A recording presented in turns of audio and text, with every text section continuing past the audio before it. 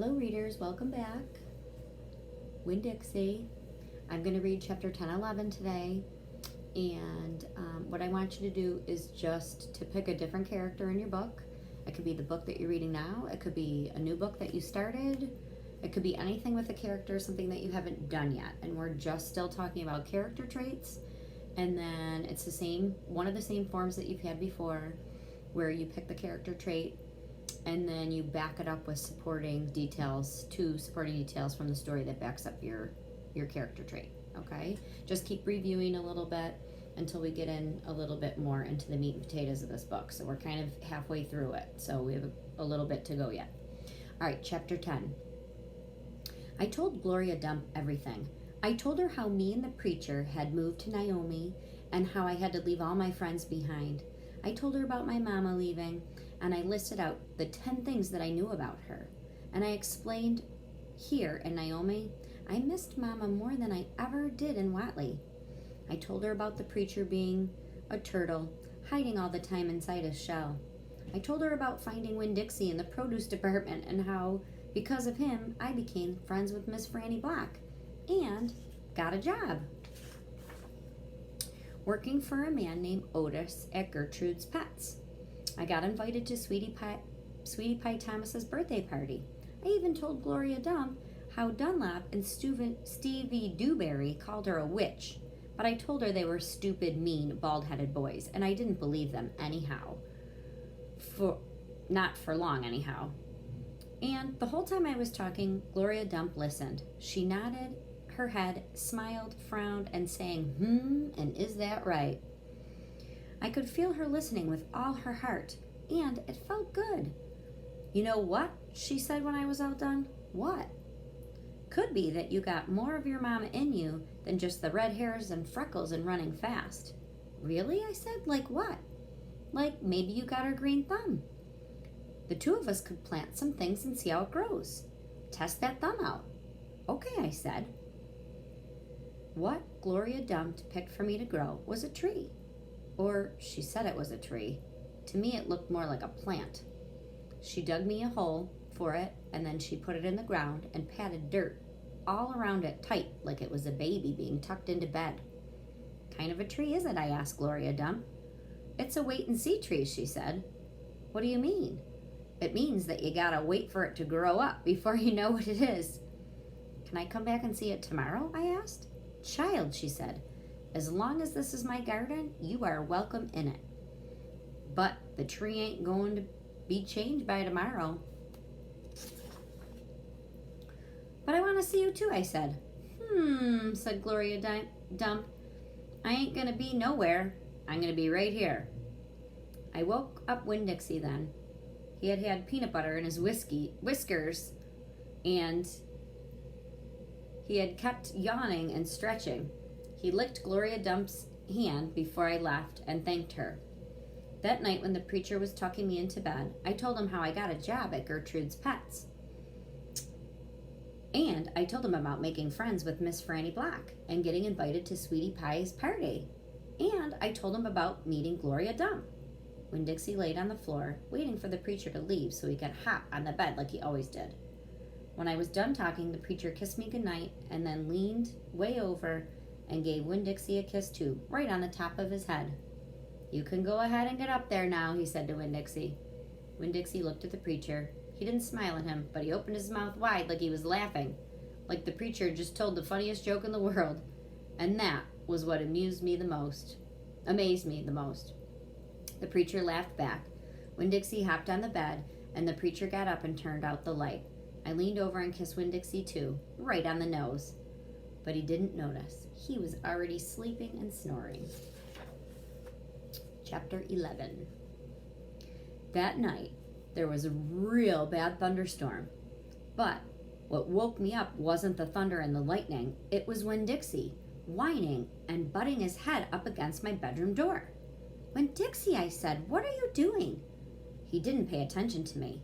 He just kept beating his head on the door and whining and whimpering. And when I got out of bed and went over and put my hand on my head, he was shaking and trembling so hard it scared me. I knelt down and wrapped my arms around him, but he didn't turn and look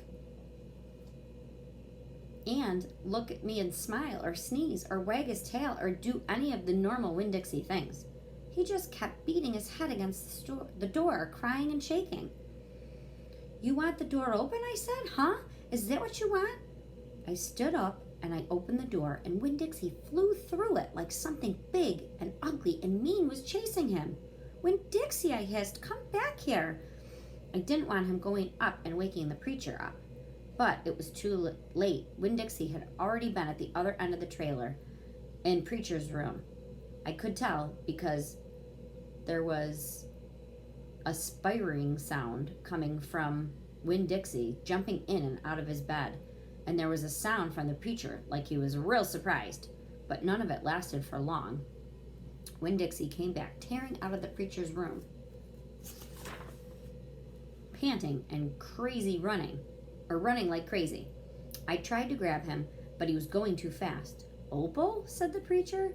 He was standing at the bedroom door, and his hair was all kind of wild and the top of his head, and he was looking around like he wasn't sure where he was. "Opal, what is going on?" "I don't know," I told him, but then I just heard a huge crack of thunder, one so loud that it shook the whole trailer, and Winn-Dixie came shooting back out of my room and running right past me, and I screamed, "Daddy, watch out!" But the preacher was still confused. He just stood there, and Winn-Dixie barreled right towards him like he was a bowling ball, and the preacher was the only pin left standing. And wham! They both fell to the ground. "Uh-oh," I said. "Opal," said the preacher. He was lying on his stomach, and Winn-Dixie was sitting on top of him, panting and whining. "Yes, sir," I said. "Opal," the preacher said again. "Yes, sir," I said louder. "Do you know what a pathological fear is?" "No, sir," I told him. The preacher raised his hand, rubbed his nose. "Well," he said, "it's fear that goes way beyond normal fears. It's a fear that can't be talked out of or reasoned out of." Just then there was another crack of thunder, and Winn-Dixie rose straight up in the air like someone had poked him with something hot. When he hit the floor, he started running. He ran back into my bedroom. I didn't even try to catch him. I just got out of the way. The preacher lay there on the ground, rubbing his nose. Finally, he sat up and said, "Opal, I believe that Winn-Dixie has a pathological fear of thunderstorms." And just when he finished his sentence, Winn-Dixie came running again, running to save his life. I got the preacher up off the floor, and just in time. There didn't seem to be anything we could do for Winn-Dixie to make him feel better, so we just sat there and watched him run back and forth, all terrorized and panting. And every time there was another crack of thunder, Winn-Dixie acted out all over again like it was sure to be the end of the world. "The storm won't last long," Preacher told me, "and when it's over, the real Winn-Dixie will come back." After a while, the storm did end. The rain stopped, and there wasn't any more lightning, and finally the last rumble of thunder went away, and Winn-Dixie quit running back and forth and came over to me and the preacher while sitting, cocked with his head, like he was saying, "What in the world are you two doing out of bed in the middle of the night?" And then he crept on the couch with us in his funny little way that he had, where he gets himself on the couch an inch at a time, kind of sliding himself into it, looking off in a different direction, like it all happened by accident, like he didn't intend to get on the couch with us, but all of a sudden there he was. And so there the three of us sat. I rubbed Winn-Dixie's head and scratched him behind the ears the way he liked, and the preacher said, "There's an awful lot of thunderstorms in Florida in the summertime." "Yes, sir," I said. I was afraid that maybe he would say that we couldn't keep a dog that goes crazy with pathological fear every time there was a crack of thunder. "Well, we'll have to keep an eye on him," the preacher said. He put his arm around Winn-Dixie. "We'll have to make sure he doesn't get out during the storm. He might run away. We have to make sure to keep him safe." "Yes, sir," I said again. All of a sudden it was hard for me to talk. I loved the preacher so much. I loved that he loved Winn-Dixie. I loved him because he was so forgiving of Winn-Dixie for being afraid. But for most of all, I loved him for putting his arms around Winn-Dixie like that.